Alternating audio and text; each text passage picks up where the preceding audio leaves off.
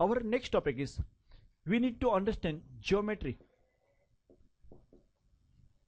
and structure of certain complex compound. हमें list of complex compound हमें study करने हैं जिसकी ज्योमेट्री एंड स्ट्रक्चर पढ़ाई करना है। उसमें से जो पहला वाला है वो है NiCN4 2 minus, if I am not mistake NiCN4 दिया उन्होंने, करेक्ट, उसी को पढ़ाई करना है। ठीक है, तो NiCN4 2 माइनस अगर हमें दिया गया है तो देखो इसकी ज्योमेट्री एंड स्ट्रक्चर कैसे फाइंड करते हैं। शुरुआत काफी इजी है। सबसे पहली चीज आपको फाइंड करनी है इसके अंदर वो है ऑक्सीडेशन नंबर ऑफ निकल। कितना ऑक्सीडेशन नंबर है इसके अंदर आप बता सकते हो by looking at structure, it's +2। आप IUPAC नोमेनक्लेचर की प्रैक्टिस करोगे आपको आ जाएगा, सिंपल है, कॉमन सेंस से पता चलेगा। साइनाइड -1 का 4 है, -4 ऊपर टोटल -2 है, this has to be +2, this has to be +2। पहले ऑक्सीडेशन नंबर फाइंड करके साइड में छोड़ दो। सेकेंड थिंग आपको फाइंड करना है वो है कोऑर्डिनेशन नंबर। कोऑर्डिनेशन नंबर कितना है इसका? साइनाइड मोनोडेंटेट लिगेंड है, साइनाइड कैसा है, and each cyanide donates 1 electron pair. तो टोटल कितनी इलेक्ट्रॉन पेयर जानी है डोनेट होने वाली है? 4। जितनी इलेक्ट्रॉन पेयर डोनेट होती है दैट इज कोऑर्डिनेशन नंबर। मैंने सिखाया coordination number is basically number of electron pair donated bye ligands. या तो हम उसको सेकेंडरी वैलेंसी भी बोलते हैं, या तो हम उसको क्या बोलेंगे, सेकेंडरी वैलेंसी भी। In Werner's theory we have learn that. तो कोऑर्डिनेशन नंबर कितना है? 4। जब कोऑर्डिनेशन नंबर 4 है उस टाइम पे दो पॉसिबिलिटी होती है आपके पास हाइब्रिडाइजेशन की। एक होती है DsP2, दूसरा होता है sp3। बराबर है कि नहीं? ठीक है, ये हम दिमाग में रखते जाएंगे, स्टेप बाय स्टेप करते जाएंगे। चैप्टर 3 से एंड सेमेस्टर 1 ऑनवर्ड्स मैंने आपको सिखाया निकल का एटॉमिक नंबर कितना है। फेकोनी 26, 27, 28। एटॉमिक नंबर ऑफ निकल कितना आया? Do you remember that sequence? You need to remember that. Shakti, Vikram, phaco, निकुंज को, वो काफी इंपॉर्टेंट है। एंड जब एटॉमिक नंबर 28 है तो हमें पता चलता है इसका कॉन्फ़िगरेशन आएगा argon 3d8 4s2। That's the way we had learn. And साथ में मैं लिखूंगा 4p0। साथ में मैं क्या लिखने वाला? 4p0। Any doubt over here till here? नहीं ना, कुछ भी नहीं ना, समझ में आ रहा है? 3d8 4s2 4p0। ये लर्न करने के बाद हम क्या करेंगे, इसका कॉन्फ़िगरेशन यहां पे ड्रॉ कर देंगे।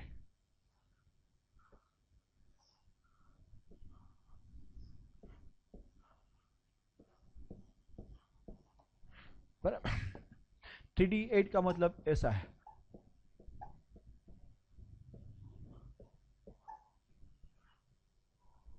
Correct, we have learn that. उसके बाद सेकेंड स्टेप में हम क्या करेंगे? नाउ वी नो निकल का ऑक्सीडेशन स्टेट कितना था? +2। +2 मतलब ये निकल जब आयन बन रहा है तो 4s में से 2 इलेक्ट्रॉन रिलीज कर देगा, एंड उसका जो नया कॉन्फ़िगरेशन है वो बनने वाला है 3d8 4s0 4p0। करेक्ट और नॉट?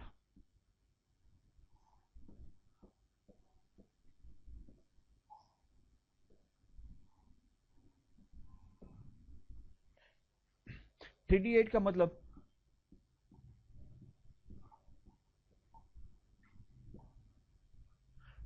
करेक्ट, यहां तक आ गया। सबसे पहले हमें शुरुआत कहां से की? We found out the oxidation number. इसका ऑक्सीडेशन नंबर फाइंड करना जरूरी है। सेकंड स्टेप हमने कहां पे किया? इसका कोऑर्डिनेशन नंबर फाइंड करके रखा था, तो वह है 4। Then we have written the configuration of nickel metal as well as nickel ion, वो दोनों हमने कर दिया। After writing this, since coordination number is 4, there are 2 possibility. DsP2 hybridization होगा एंड sp3 भी होगा। अगर ये कॉम्प्लेक्स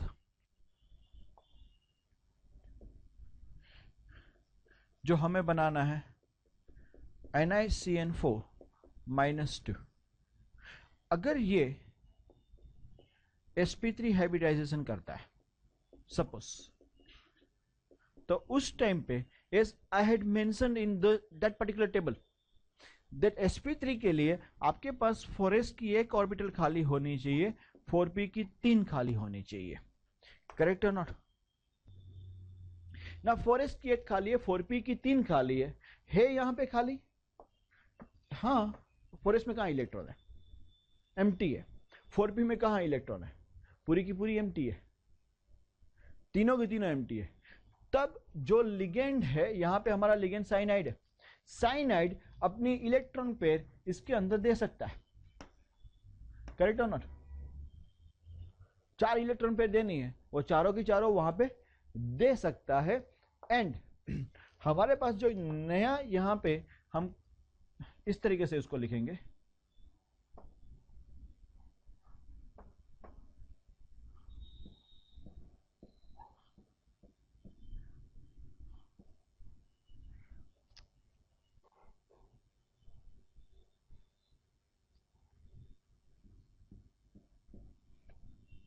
ये था 3d8, उसमें कुछ चेंज नहीं हुआ, बट जो लिगेंड्स है वो अपने 4 इलेक्ट्रॉन पेयर को यहां पे देने वाला है, करेक्ट और नॉट?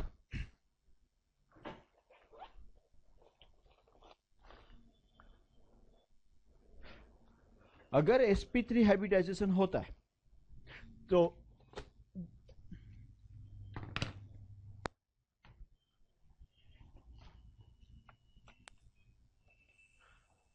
चार इलेक्ट्रॉन पेयर यहां पे आएगी, करेक्ट? समझ में आ रहा है आपको? एंड ये हाइब्रिडाइजेशन कौन सा होगा? अगर sp3 हुआ तो उसका स्ट्रक्चर जो बनेगा निकल सेंटर में रहेगा और 4 लिगेंड है वो उस तरीके से अरेंज होंगे कि इसकी ज्योमेट्री टेट्राहेड्रल बनेगी।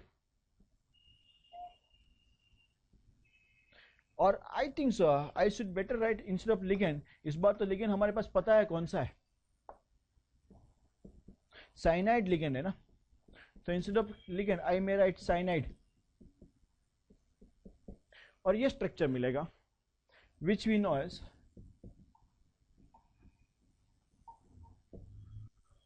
टेट्राहेड्रल स्ट्रक्चर, करेक्ट और नॉट? समझ में आ रहा है आप लोग को? ओके उसके बाद हमको और एक चीज करनी है, वो ऐसा है कि यहां पे देखने का कोई भी इलेक्ट्रॉन ऐसा है जो अनपेड है यहां पे इलेक्ट्रॉन अनपेड कितने हैं हेली? 2, तो यहां पे नंबर ऑफ इलेक्ट्रॉन अनपेड 2 है, तो लिखेंगे n equal to 2। Since 2 number of unpaired electron है, इसकी जो मैग्नेटिक प्रॉपर्टी है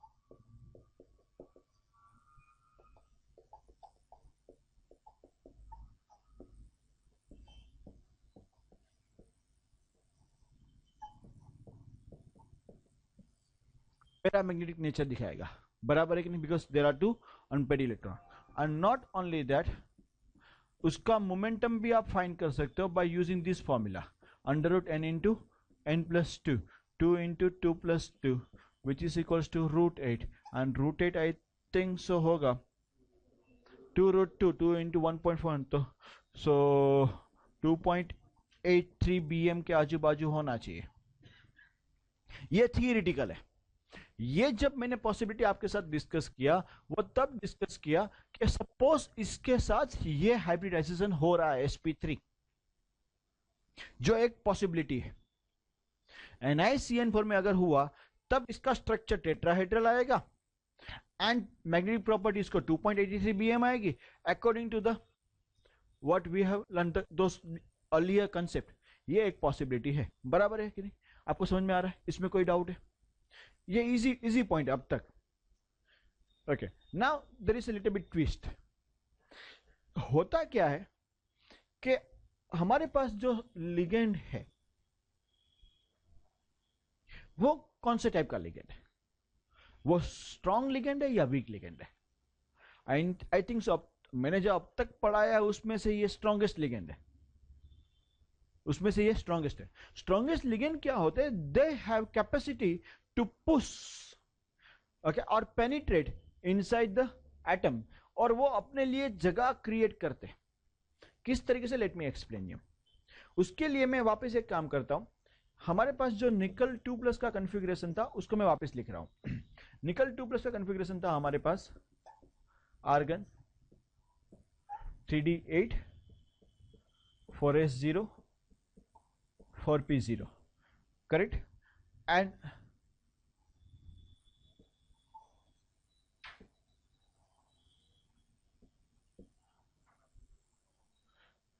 करेक्ट और नॉट, यहां पे हम देखेंगे तो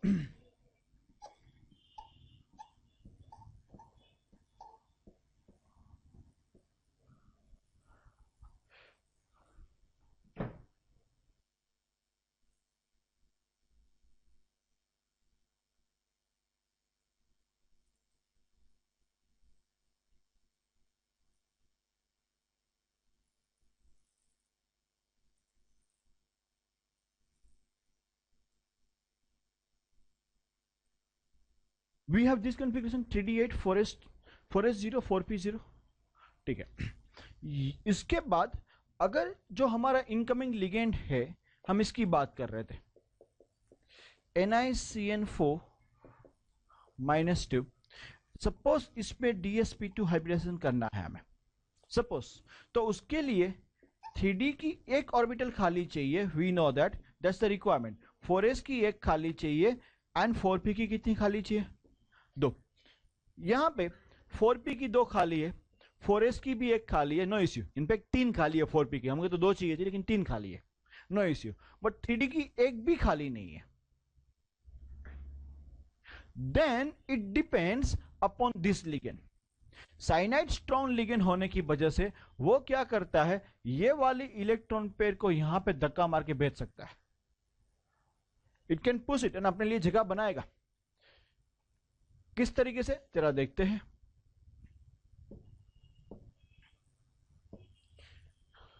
वो ये वाले को यहां से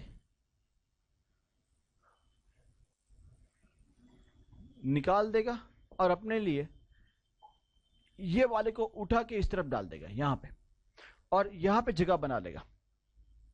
it can create a space for itself, बराबर है। एंड जब इनकमिंग इलेक्ट्रॉन पेयर आएगी लिगेंड्स की, एक यहां पे, दूसरी यहां पे, तीसरी यहां पे, चौथी यहां पे, and we got DsP2 hybridisation. क्या बना आपके पास? 2 जगह नहीं थी लेकिन फिर भी it can do that. And जब DsP2 हाइब्रिडाइजेशन बनता है तो इसका जो स्ट्रक्चर है वो ऐसा बनेगा, निकल सेंटर में रहेगा, 4 साइनाइड,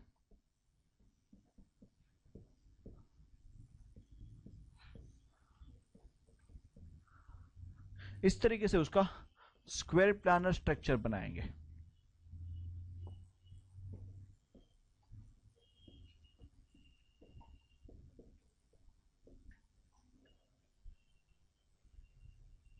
करेक्ट ना? स्क्वायर प्लानर स्ट्रक्चर मिल रहा है। Are you following me? यहां तक समझ में आ रहा है? नॉट ओनली दैट, अगर आप नंबर ऑफ इलेक्ट्रॉन पेयर इसके अंदर फाइंड करोगे which are unpaired, sorry number of electrons which are unpaired, 0 है। नंबर ऑफ इलेक्ट्रॉन्स अनपेड जो है वैसे 0 है, तो ये कौन सा मैग्नेटिज्म दिखाएगा?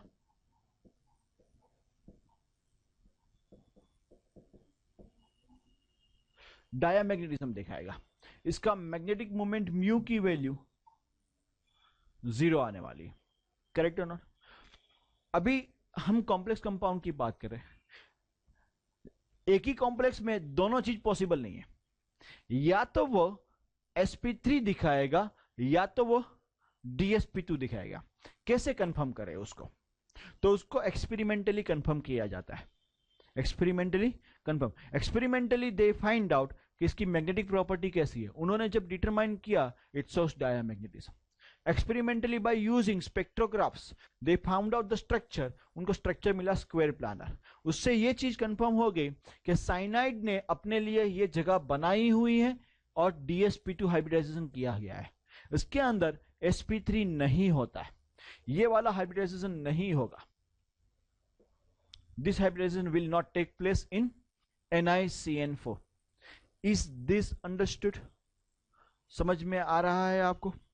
यस और नो में क्या बता रहा हूं?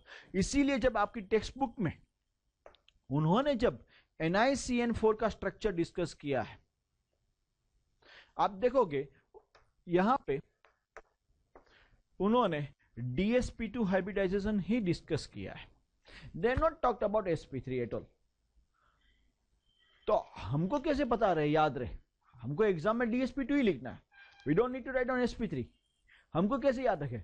भाई साइनाइड स्ट्रांग है, याद रखना है, वो अपने लिए जगह बनाने वाला है.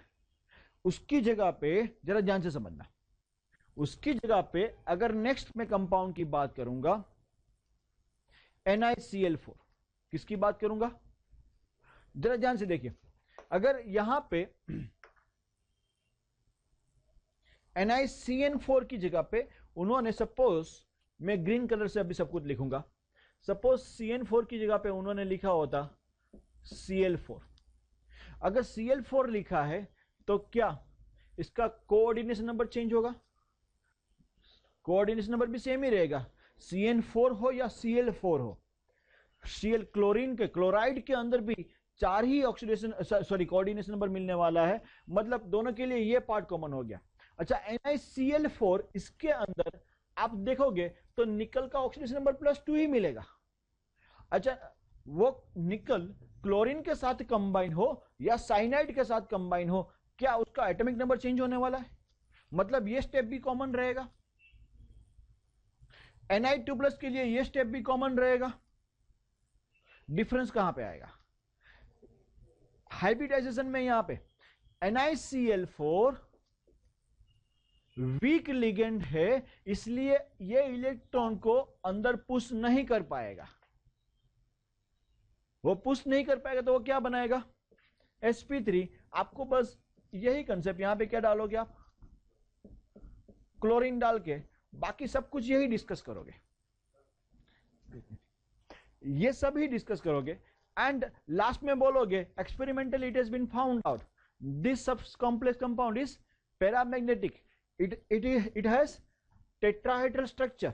एंड एक्चुअली उन्होंने मैग्नेटिक प्रॉपर्टी फाइंड की, तो 2.83 BM के एकदम नजदीक में आएगा. आई थिंक सो 2.90 आपकी बुक बता रही है. ये थियोरेटिकल वैल्यू है और ये एक्सपेरिमेंटल वैल्यू है. So if you learn one complex nicely, आपने इसका स्ट्रक्चर अच्छी तरीके से समझ लिया, कंसेप्ट अच्छी तरीके से समझ लिया NiCN4 का, तो NiCl4 अपने आप प्रिपेयर हो गया है. और फॉलो मी, खाली याद क्या रखना था? ऑब्वियसली उसके लिए अब तक मैंने जो सिखाया था ये कंसेप्ट याद रखने थे. वो याद किया होगा तो पता चलेगा. आपको निकल का एटॉमिक नंबर पता होना चाहिए, कॉन्फ़िगरेशन पता होना चाहिए. ये चैप्टर 3 जब मैं शुरुआत की तभी बोला था कि चैप्टर 4 में ये बहुत काम की चीज है. सी, इस स्टेप बाय स्टेप सीक्वेंस है.